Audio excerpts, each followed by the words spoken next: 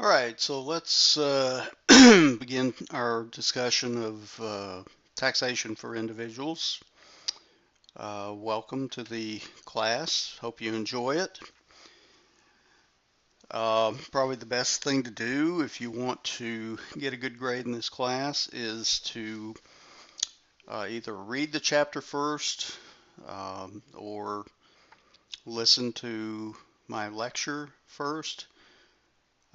Either way, some of the later chapters I skip around, so you might want to look or listen and look to uh, the lectures first so that you key in on the issues that I discuss because that's what the problems are over in the assignments. So especially in the later chapters, you might want to listen to the lectures first and then read those areas that I cover. All right, so let's get started.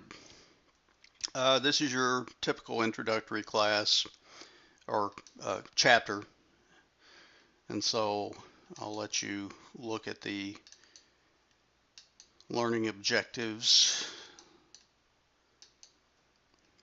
All right, so first they ask, well, who cares about taxes? Well, everybody should care about taxes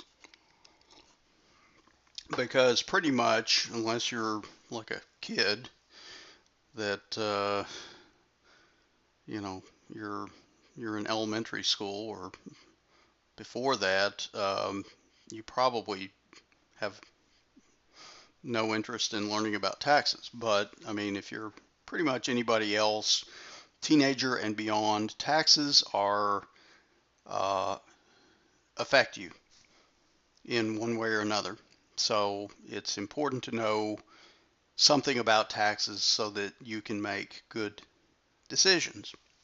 Now, there's a lot of other reasons to make good decisions, but financial decisions usually have some tax ramifications, so, and business decisions as well.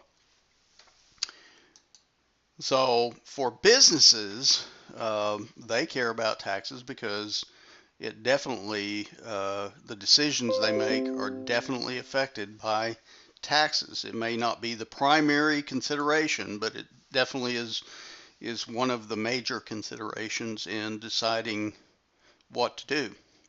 So they might ask themselves, what organizational form should a business use? Depending on the organizational form, the tax effect is different. For instance, a C corp, a C corporation, if you don't know what that is yet, you will, is taxed at the entity level, whereas an S corporation is taxed at the partner level or the shareholder level. Limited, or excuse me, limited partners or a limited partnership is not taxed at the entity level. The partners are. Um, Sole proprietorship taxed as an individual. The owner owns it. They're taxed on the income. Where should the business locate? Different states have different laws concerning taxation of businesses. So that may make a difference. Some states are more tax friendly and do not have a tax on income, business income. Some do. So that may change where the business wants to be located, headquartered. How should the business structure an acquisition? Some acquisitions are taxable, some are non-taxable. How should the business compensate its employees? Do they want to compensate them with taxable income, or do they want to somehow give them, for instance, non-taxable compensation? what is the appropriate mix of debt and equity for the business? If a business gets a business-related debt, they obtain for instance, equipment, and on that equipment they borrow money, they can deduct the interest expense. Whereas with equity, they cannot deduct, for instance, any dividends that they pay out to shareholders. Should the business rent or own its equipment and property? Here, you can depreciate equipment if you own it. If it is a particular kind of lease you're renting, you don't get to depreciate the equipment. It's not yours.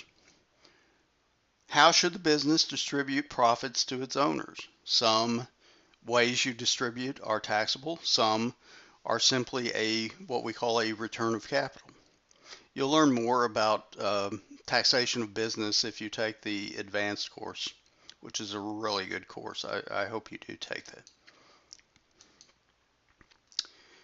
Politicians care because it's how they run their government.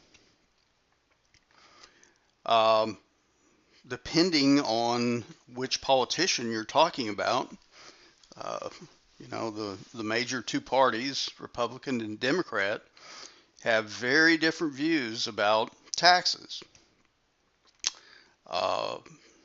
You might say that one cares more about letting tax holders or taxpayers hold on to more of their money, whereas the other party seems to want to tax more so that they can spend the money or decide how to spend the money. So, it's important for you to know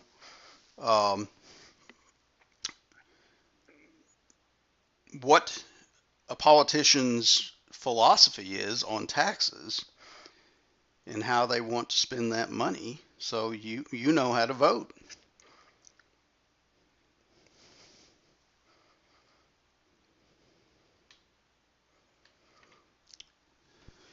Individuals need to know about the tax effect of certain transactions that they may enter into in their personal lives.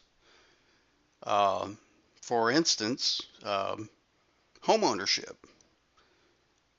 The one unique thing about the tax laws is that Congress tries to do some what I would call social engineering by favoring certain groups over others, because what they want to do is encourage certain behaviors, and on the other side of that is they want to discourage certain types of behaviors as well. So for instance, home ownership is encouraged through certain of our tax laws, because home mortgage interest is deductible, as is real estate taxes that you pay. So it reduces the after-tax cost of owning a home. You get essentially money back from the government. You pay less in taxes if you have, let's say, taxpayer A versus taxpayer B. They both make the same amount of income. The difference is that one rents and the other owns a home. The taxpayer who owns the home is going to have less after-tax, put it this way, they're going to have more of their money. They're going to pay less in taxes than the homeowner or the taxpayer who doesn't own a home. How you plan your retirement, it's important to sock away money. Do you want to sock away your money before tax or after tax? Because how you sock away your money now determines how it's treated tax-wise when you retire. Well, what is a tax? It's defined as a payment that's required by a government entity that's unrelated to any specific benefit or service that you receive from the government. So the key components there are that a payment's required.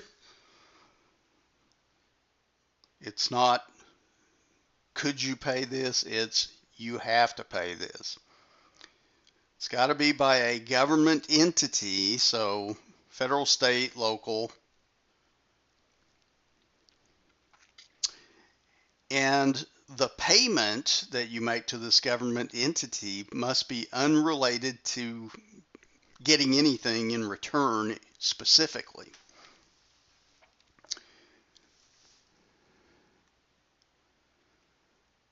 So, let's do a little test. Which of the following constitutes a tax? Payment for a driver's license. Well, you pay a fee and you get a license in return. So you're getting a direct benefit there, thus not a tax. Payment for required house appraisal by some government agency, HUD or something like that. Still not a tax because you're getting an appraisal. You pay money, you're getting the appraisal. So it's a specific benefit to you. Payment for hotel use of 1% of the bill to pay for city projects. You see this a lot with infrastructure for large cities. You see it a lot with stadium projects, professional football, baseball, etc., etc. Stadiums that these major cities want to build for some reason. That is a tax.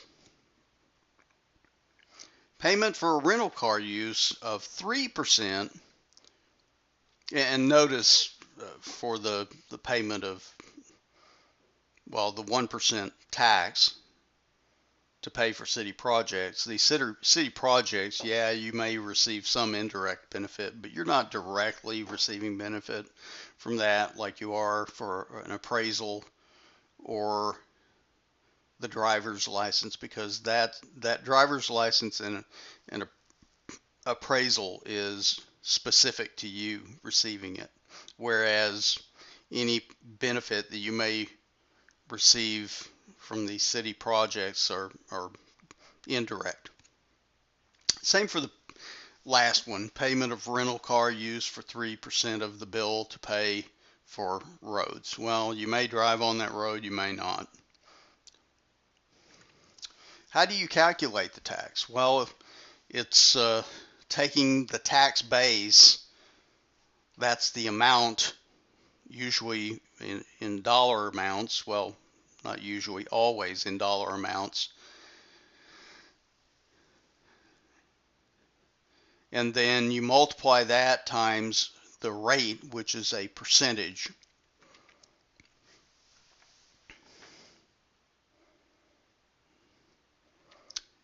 There's different ways of measuring tax rate. There's the tax rate. There's the marginal tax rate, which is the tax rate that applies to the next dollar of income earned by the taxpayer.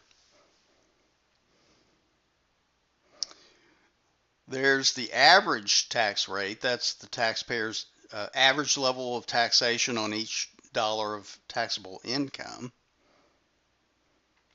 And then there's the effective tax rate, which is the taxpayer's average rate of taxation on each dollar of total income. What you'll learn is that some income is taxable, some income is not taxable. Why is some income non-taxable? Well, again, because Congress wants to encourage certain types of investments. And certain types of investments that earn income are non-taxable or taxed at a lower rate. All right, so here's an example of the average, effective, and marginal tax rates. Bill and Mercedes has $160,000 of taxable income and an additional $10,000 of non-taxable income. Using the 2018 married filing joint rates, what is their tax due, the average tax rate, and the effective tax rate? Going further, if they receive an additional $80,000 of taxable income, what is their marginal tax rate on this income? All right, so the tax due is $27,079, and so you go to your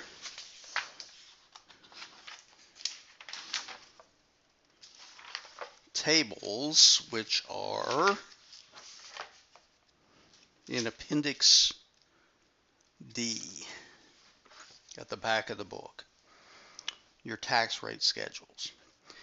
Here you've got married filing jointly as your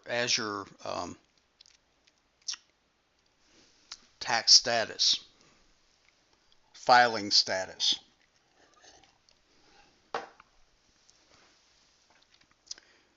All right, so if you look at the tax tables, they fall in the third line because their income is over $77,400, but it's not over $165,000. And so the tax is $89.07 plus 22% of the excess of the $77,400. Okay, so you're going to take and subtract $160,000 from, well, you're going to subtract $77,400 from $160,000 and multiply that times 22%, and then you're going to add that to the $8,907. That's how you come up with the tax due of $27,079. And so you take the $27,079 to figure out your average tax rate by taking that number and dividing it into the $160,000 worth of taxable income. As far as your effective tax rate, it's going to be less when there's non-taxable income because the denominator includes both taxable and non-taxable income. Now, if this taxpayer didn't have any non-taxable income, they just had taxable income, then your average tax rate and the effective tax rate would be exactly the same. But here they did by $10,000. Now, usually, like I said, the marginal tax rate is the rate that the taxpayer is in for the additional dollar that they earn. Here they're earning, in the example, $80,000 more. And so their taxable income is not 160, it's 240. And so what happens is, and again, they're married filing jointly, what happens is they're moving into a different tax bracket by including this additional $80,000. So notice that,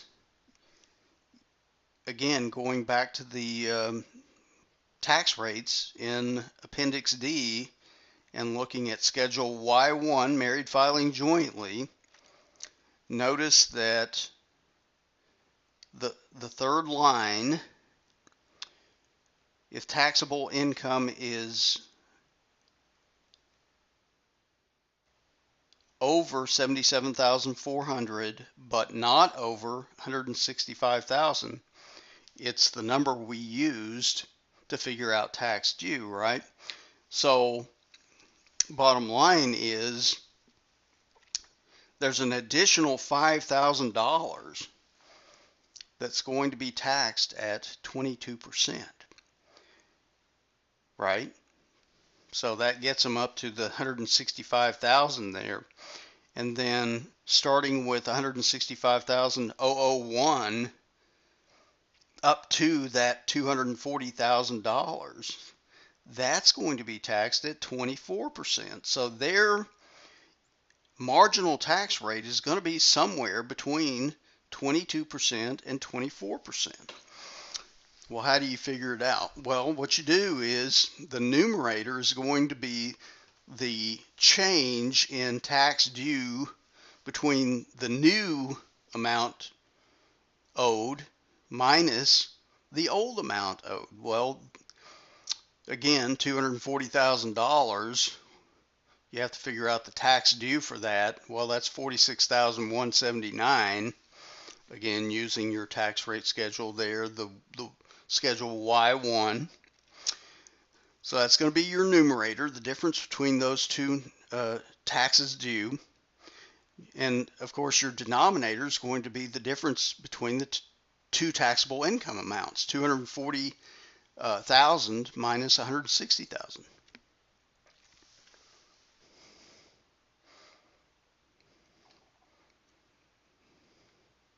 And so the answer is 23.88%.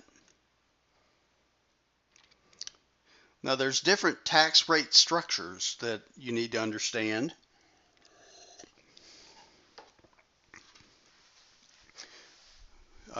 Again, getting back to politics, at different times, politicians will talk about, whether this or that tax rate structure would be better to have. Some have argued that a flat tax is more fair than what we have now, which is as you just saw, a progressive tax rate. Progressive tax rate means that you impose a higher tax rate as your tax base increases, meaning as you earn more. So the more you earn, the higher the tax rate. Well, politicians have come along and said, well, that's really not fair. All taxpayers should pay the same amount of tax. They'll just pay more if they make more. And so that's what a flat tax is. It's a constant tax rate throughout the tax base, regardless of whether it's small or large. Contrasting against those two is the regressive tax rate, which imposes a decreasing marginal tax rate as the tax rate base increases. We'll see an example of that here in a minute. But from a on a graph or a chart, this is what that looks like.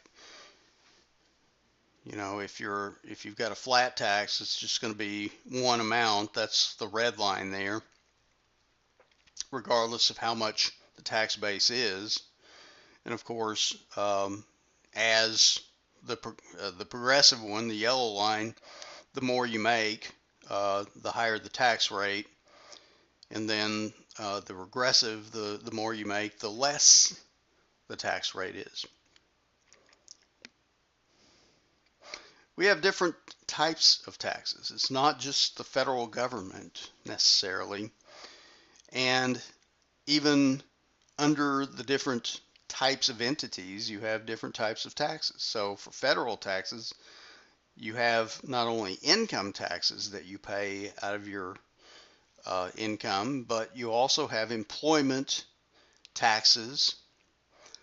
Your employer also pays employment taxes. Your employer also pays unemployment taxes. You could also have something called excise taxes. We're not really going to talk about that, but usually that's on things like cigarettes, alcohol, and stuff like that. Transfer taxes, when you transfer property from one person to another, usually there's a cost to that, or often there's a cost to that. State and local taxes, sales and use taxes, property taxes. Some states have an income tax. Washington doesn't. Oregon does. California definitely does. And they also have excise taxes. And then you have something called implicit taxes that we'll talk about. So look at the amount that individuals make up of all tax revenues collected. More than half are collected from individuals. Very little from corporations, notice. Is that fair? I don't know. That's up to you to decide. And so income taxes are levied on individuals, certain corporations, and certain estates and certain trusts. As far as employment and unemployment taxes, like I said, you have Social Security taxes, that's an employment tax, as well as a Medicare tax. And then unemployment taxes fund jobless benefits if individuals are terminated without cause, laid off basically, not fired. And then excise taxes, really don't talk about that much. And like I said, estate and gift taxes, values the wealth transfers upon gift and death. Sales and use taxes under state and local.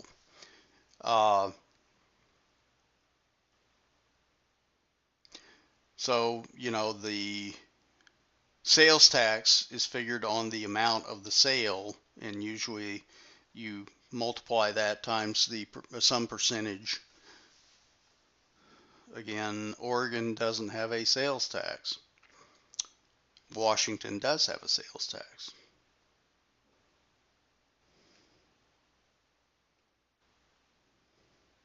Notice that use tax is just the other side of a sales tax. It's taxable to the user, whereas, and so the user is responsible for paying that over to the government. Sales taxes are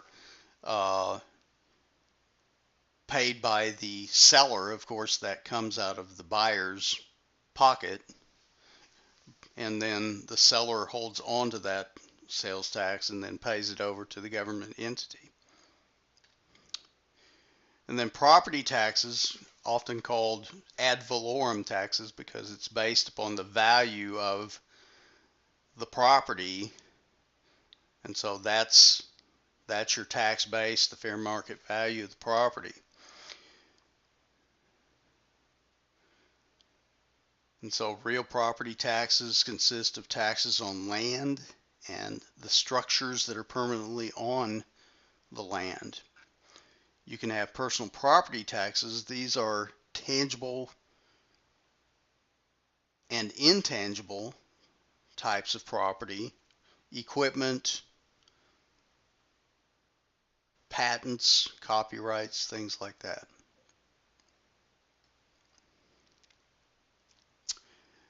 Some states have income taxes, like I say, some don't. And then, of course, states can also have excise taxes. All right, let's take a break here and I will get back on this in a few seconds.